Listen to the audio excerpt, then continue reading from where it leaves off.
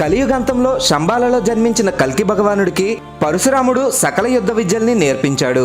పరశురాముడి దగ్గర కల్కి భగవానుడి శిక్షణ ముగియడంతో గురుదక్షిణగా ఏం సమర్పించాలి అని కల్కి పరశురాముడిని అడిగాడు.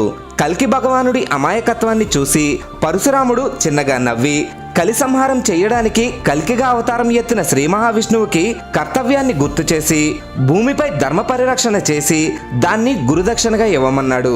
కల్కి శివుడి కోసం కఠోర తపస్సు చేయడంతో శివుడు కల్కి ముందు ప్రత్యక్షమై గరుత్మంతుడి అంశతో జన్మించిన గారుడం అనే తెల్లటి గుర్రాన్ని, సర్వజ్ఞుడు అనే చిలకని వరంగా ఇచ్చాడు.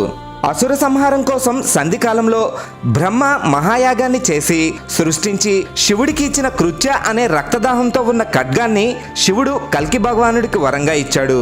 ఆ ఖడ్గాన్ని ధరించి ధర్మ సంస్థాపన కోసం గారుడంపై బయలుదేరిన కల్కి భగవానుడిపై దేవతలంతా పూల వర్షాన్ని కురిపించారు.